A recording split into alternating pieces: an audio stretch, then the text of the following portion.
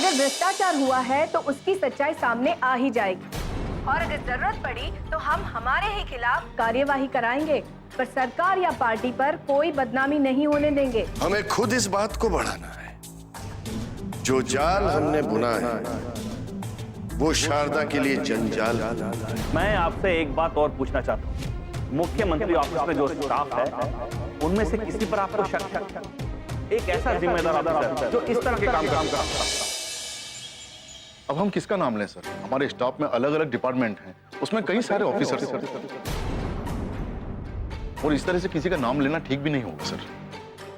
और रही बात वित्त मंत्रालय की, तो वित्त मंत्रालय में मेघना जी हैं और उनके साथ में आदित्य है और आदित्य को हम बरसों से जानते हैं और उस पर हम अपने से ज्यादा विश्वास करते हैं। आपको आदित्य पर विश्वास है, मुख्यमंत्री जी को आप पर विश्वास है और हमें भी आप पर विश्वास है, लेकिन इन सब के बावजूद अगर भ्रष्टाचार हुआ है तो कौन है उसका जिम्मेदार? अरे किस पर इसकी जिम्मेदारी डाली जाए? कौन हो सकता है इस भ्रष्टाचार के पीछे? आप ही बताएं।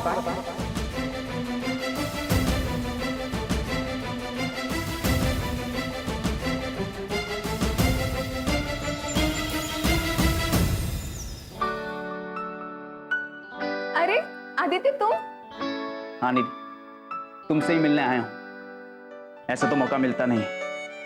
मुझे पता था कि इस वक्त तुम घर पर अकेली हो और तुम्हारे साथ वक्त गुजारने का मौका मिल जाएगा। आदित्य तुम भी ना, इस वक्त तुम्हें माँ के साथ होना चाहिए ऑफिस में। सच कहूं निधि, तो तुमने दीवाना बना दिया। ऑफिस में दिल ही नहीं लगता, कहीं भी कुछ अच्छा नहीं लगता, बस तुमसे मिलने के मौके ढूंढता रहता हूं। आदित्य अब मजाक बंद करो, अब सच सच बताओ किस लिए आए हो? आना तो तुमसे मिलने के लिए हुआ है, लेकिन कोई ना कोई तो बहाना होना चाहिए। इसलिए मैंने माँ जी को कह दिया कि घर पर एक फाइल छूट गई और बस तुमसे मिलने यहाँ आ गया। ओफो आदित्य, तुम तो सच में दीवाने हो गए। बनाया भी तो तुमने ही है। बस बस, अपनी दीवानगी को काबू में रखो। जल्दी हमारी शादी होने वाली है, फिर कोई रोकने वाला नहीं होगा। तब तक ही तो काबू में नहीं हूँ। चलो आदित्य निकलते हैं, मुझे भी मंदिर जाना है। अच्छा, मंदिर जा रही हो? हाँ, इसीलिए तो तैयार हुई। ठीक है। मैडम के कमरे में एग्रीकल्चर डिपार्टमेंट की एक हरे कलर की फाइल पड़ी हो, वो ले आओ, फिर मैं तुम्हें मंदिर छोड़ते हुए निकल जाऊं। ठीक है, मैं लेकर आती हूँ। मैं तुम्हें दीवाना बनाना चाहता हूं। जो दीवानगी तुम्हारे अंदर देखना चाहता हूं, वो दीवानगी मुझे तुम्हारे अंदर नजर नहीं आती। आजकल जो सवाल उठ रहे हैं, जिस तरह से मुद्दा खड़ा हुआ है, इस मुद्दे की वजह से कभी भी मुझ पर आंच आ सकती है। तुम मेरे लिए बचाव के लिए कवच बन सकती हो, लेकिन अफसोस कि तुम्हें हासिल करने के बाद भी तुम्हें हासिल नहीं कर सका और उतना दीवाना नहीं कर सका जितना होना चाहिए। बस किसी तरह तुम्हारी और मेरी शादी हो जाए, फिर मैं पूरी तरह सुरक्षित हो जाऊंगा, पूरी तरह सुरक्षित।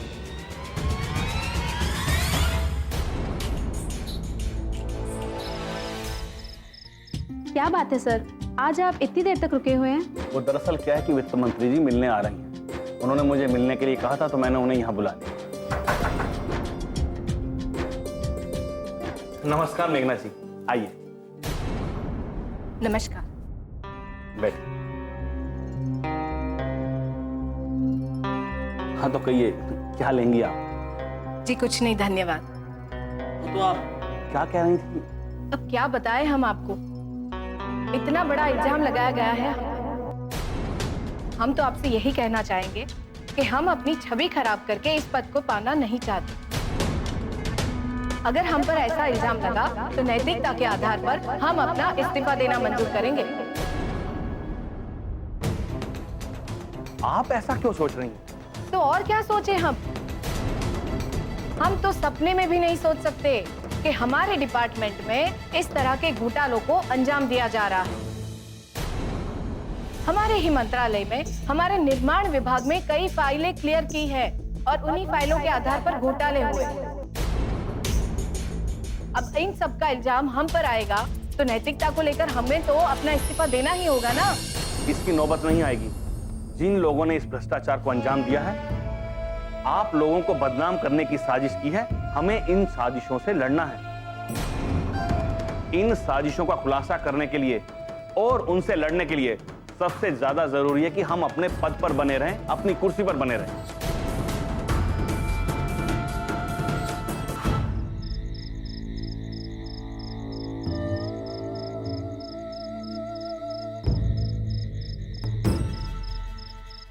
क्या बात है प्रदीप जी, आप कुछ परेशान लग रहे हैं? हाँ जी, परेशानी की बात तो है।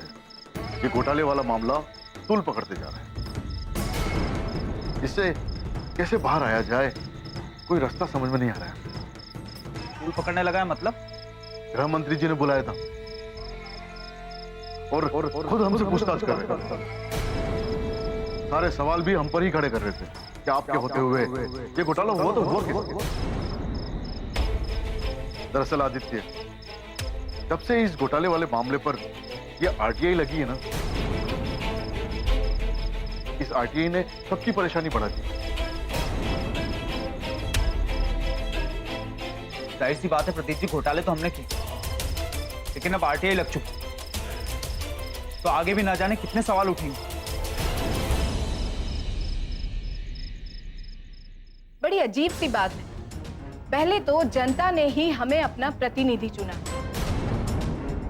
और हम मंत्री पद को संभाल रहे हैं। फिर हम पर ये इल्जाम लगाया जा रहा है कि हम अपना इस्तीफा देने से मना करें। ऐसे तो जनता में हमारी क्या छवि बनेगी? हाँ, हम पूछते हैं आपसे, जनता तो यही कहेगी ना कि हमें मंत्री पद मिला और हम चिपक लिए इस कुर्सी के साथ। कुछ हालात होते हैं वित्त मंत्री जी, और कभी कभी हालातों के साथ समझौते भी करने पड़ते हैं। हमारे ऊपर भी बहुत जिम्मेदारियां हैं। हम किसी के गलत मकसद को भी पूरा नहीं होने देना चाहते,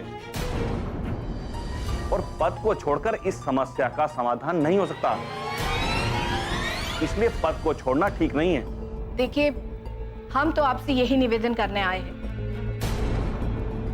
आप गृह मंत्री हैं, आप इन सब का खुलासा कीजिए। हम जनता के आगे अपना सर उठाकर चलना चाहते हैं। हम नहीं चाहते कि जनता के आगे हमारी आंखें शर्म से झुक जाएं। आप चिंता मत कीजिए, जो भी सत्य होगा वो जल्दी सामने आएगा।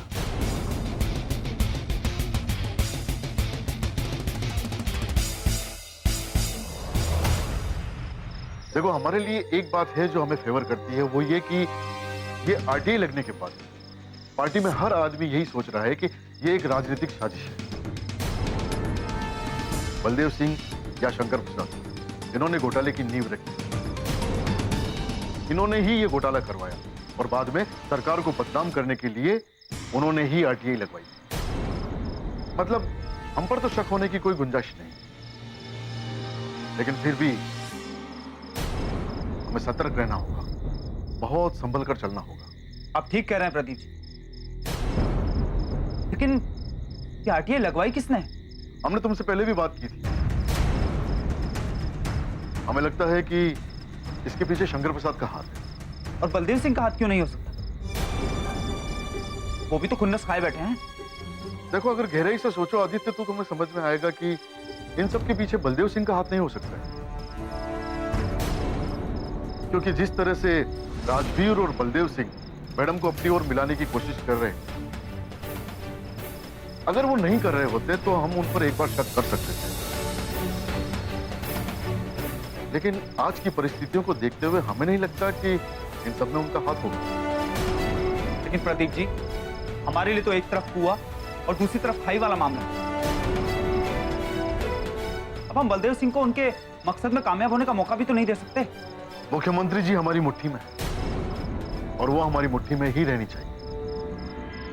लेकिन उससे भी जरूरी एक बात है, हमें किसी भी तरह से यह पता लगाना है कि ये आरटीआई किसने फाइल की, किसने। हमारा शक तो सिर्फ शंकर प्रसाद के ऊपर है, लेकिन ये शंकर प्रसाद का नाम आएगा कैसे?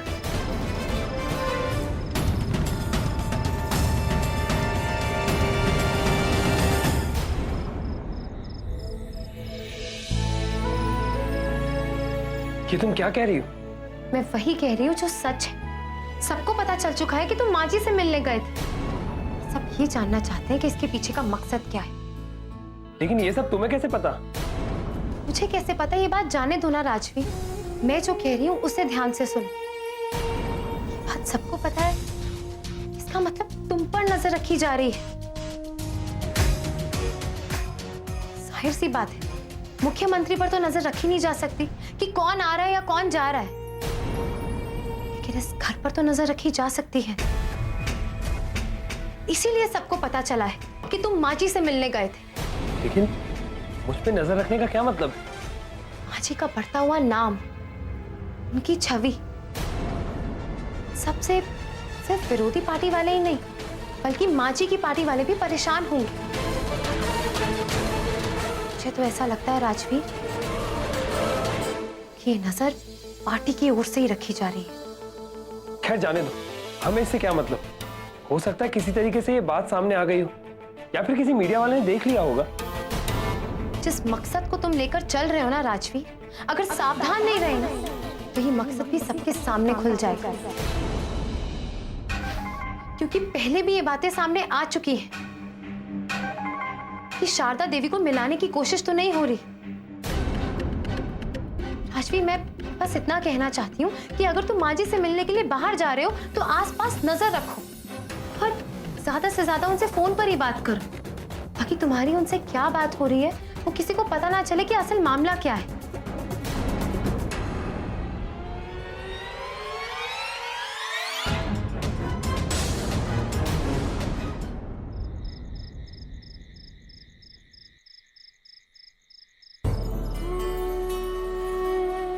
मुझे इंतजार रहेगा कि कब आप हमें अपने पास आने का मौका देती हैं, कब आप उस घर में आती हैं और कब हमें अपना कहती हैं।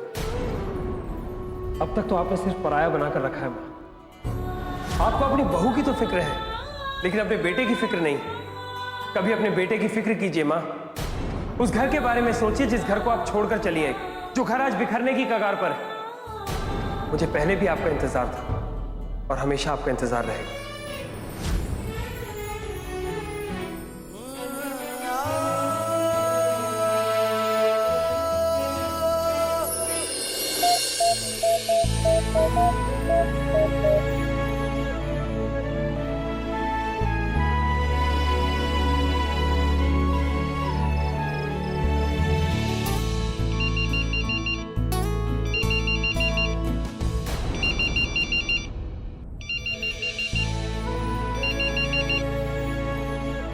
हेलो भाई, सबसे पहले ये बताओ कि मैं तुम्हें क्या कहूं, शारदा या मुख्यमंत्री जी? आप जो चाहे कह सकते हैं। चलो ठीक है भाई, मैं तो ये सोच के हैरान भी हो रहा हूं और खुश भी हो रहा हूं कि आज तुमने मुझे कैसे फोन कर दिया। मैं तो राजवीर और रागिनी के बारे में आपसे कुछ बात करना चाह रही थी। आपको कुछ पता भी है उस घर में क्या कुछ हो रहा है? क्या हो रहा है शारदा? राजवीर रागिनी के साथ बहुत बुरा कर रहा है, वो उसे बहुत सता रहा है। ठीक कह रही हो तुम शारदा, मैं भी इस घर के माहौल से परेशान हो चुका हूं। तो फिर आप राजवीर को रोकने की कोशिश क्यों नहीं करते? शारदा, तुम्हारे जाने के बाद राजवीर ने भी सुनना बंद कर दिया है। उससे तो बात भी बहुत कम होती है। और सच कहूं शारदा, तुम्हारे जाने के बाद ये घर अब घर नहीं रहा। शारदा, तुमने प्रदेश को अपना परिवार बना लिया, लेकिन तुम्हारा अपना परिवार टूट गया। ये घर घर जरूर है और हम इसमें रहते भी हैं, लेकिन सच मानो तो इस घर को घर कहना ठीक नहीं होगा। मैं तो वहां नहीं हूं, लेकिन आप तो वहां हैं। आपको राजवीर को संभालने की कोशिश करनी चाहिए। बहुत मुश्किल है शारदा, और सच तो यह है कि घर संभालना मेरे जैसे लोगों के बस की बात नहीं है। हमें जल्द से जल्द मां को वापस लाना होगा ताकि कोई उनका फायदा ना उठा सके। चलो मैं निकलता हूँ, रागिनी वेट कर रही हूँ। अच्छा,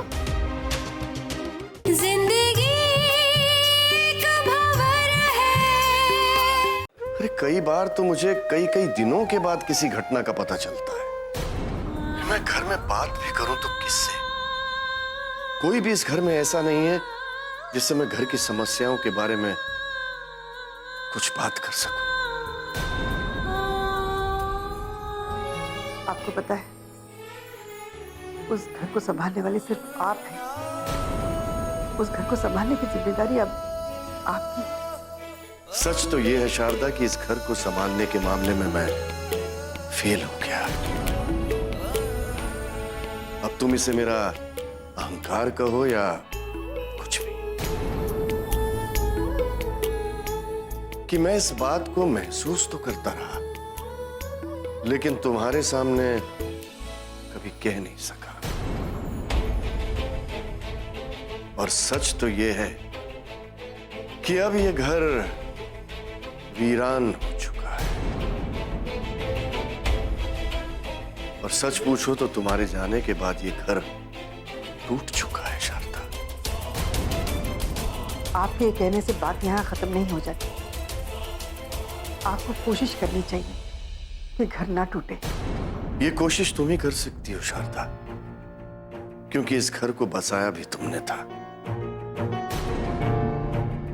ये घर घर था तो तुम ही से था, और अब इस घर को बचा भी तुम ही सकती हो शारदा। मैंने जो जिम्मेदारी ली है, अब उसके आगे मैं घर नहीं संभाल सकती। शारदा, मैं कभी नहीं चाहूंगा कि तुम ये घर संभालो। मैं तो बस इतना चाहता हूं कि तुम्हारी छत्र छाया इस घर पे बनी रहे, तो ये घर फिर से बस जाएगा। तुम्हारे यहां होने का एहसास इस घर में सबको सही तौर तरीके अपनाने पर मजबूर कर देगा। अपना घर अपना ही होता है शारदा। तुम लौट आओ। मेरी इस बात पर गौर करना। रखता हूं।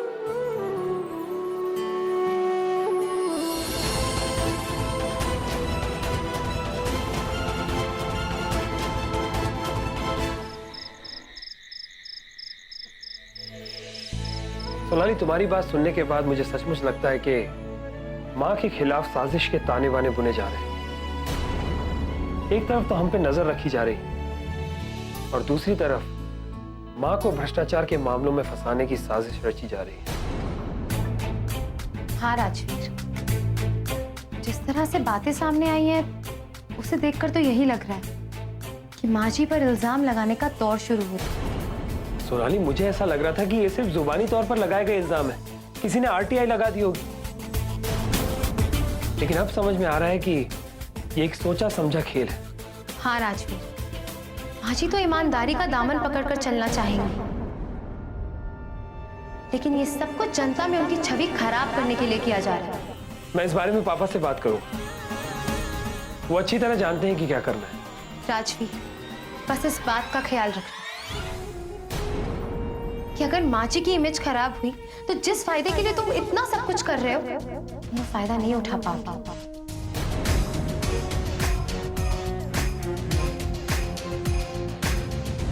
तुम ठीक कह रही हो सोनाली। दरअसल बात यह है कि माँ मुख्यमंत्री तो बन गई है, लेकिन राजनीति में उनका अनुभव बहुत लंबा नहीं है, और इसीलिए माँ को गुमराह करके कोई भी फायदा उठा सकता है। अब जनता तो इस बात को समझ नहीं सकती कि माँ सही है या गलत, और विरोधी भी माँ को ही गलत ठहराएंगे और जनता भी माँ को ही गलत समझेगी। तो इसीलिए तो कह रही हूँ राजवीर कि जब भी तुम्हारी माँ जी से बात हो, उन्हें समझाओ और उन्हें सतर्क रहने के लिए कहो। ठीक है सोनाली, अब हमें सब कुछ जल्दबाजी में करना होगा। हमें जल्द से जल्द माँ को वापस लाना होगा ताकि कोई उनका फायदा ना उठा सके। चलो मैं निकलता हूँ, रागिनी वेट कर रही हूँ। अच्छा,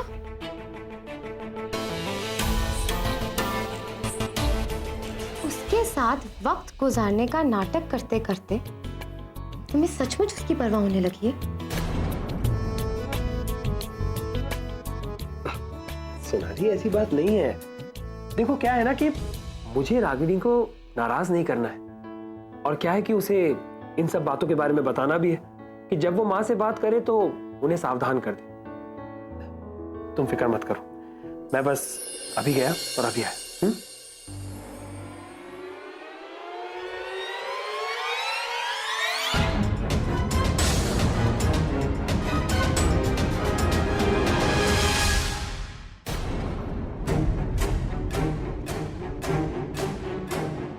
अरे भाई, किस दुनिया में रहती हो तुम? उस घर में रहने का मतलब ये है क्या कि तुम्हें किसी और बात की कोई खबर ही नहीं? तुम सचमुच लापरवाह होती जा रही हो सोनाली। पहले तो मैं ये सोचती थी कि पता नहीं क्या बात है कि तुम मुझे आजकल कुछ बताती क्यों नहीं। क्या मैं ये समझूं कि राजवीर भी अब तुम्हारे हाथ से निकलता जा रहा है?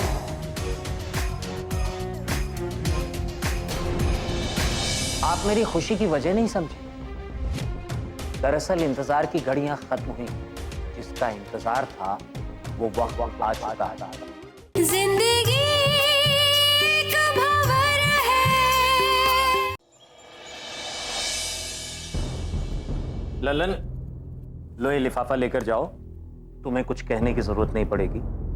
वो बैग में 6 करोड़ रुपए देंगे, उन्हें लाकर घर में रख देना। आज शाम को नागा पांडे से मिलने जाना है। 50% देने की शर्त थी, तो 6 करोड़ तो उसे देना ही होगा। और देखो, किसी को पता नहीं चलना चाहिए कि तुम किस काम के लिए जा रहे हो। अपने कुछ आदमियों को भी ले जाओ, गाड़ी में जाओ, और किसी को भी इस बात की भनक ना लगे कि तुम रुपए लेकर आ रहे हो, समझे? आप फिक्र मत कीजिए, मैं पैसे लेकर आ जाऊं। चले जाओ। नमस्कार शंकर प्रसाद जी। नमस्कार नमस्कार रजनी जी, आइए बैठिए। धन्यवाद। क्या बात है, आज आप बहुत खुश नजर आ रहे हैं। खुश तो आप भी हैं रजनी जी। हाँ, और जहाँ तक मुझे लगता है हम दोनों की खुशी की वजह भी एक ही है। शारदा देवी की पार्टी में हो रहे भ्रष्टाचार का मुद्दा जोर पकड़ने लगा है। पार्टी में इस बात को लेकर हलचल मची हुई है, और मैंने तो इस बात के नोट भी बना लिए हैं। हाँ, बस ये है कि मैंने किसी मीडिया वाले को अभी तक भेजा नहीं। अरे तो देर क्यों कर रही हैं आप? जो अपने रिपोर्टर हैं उन्हें फौरन नोट बनाकर भेजिए, और साथ में लिख भी दीजिएगा कि देखो भाई, हमारा नाम कहीं नहीं आना चाहिए। बस यहाँ से ऑफिस ही जा रही हूँ, वहीं से मेल भेजूंगी। ठीक है रजनी जी, एक खुशखबरी आपको और सुनानी थी। हाँ, तो देर किस बात की है, जल्दी से सुनाइए। वैसे भी आपको देखकर लग रहा है कि आप बहुत खुश हैं, बताइए। मैं सरमुक्ति योजना की बात कर रहा हूँ। ओह हाँ, लेकिन अगर सच कहूँ शंकर प्रसाद जी, तो इंतजार बहुत लंबा हो गया है।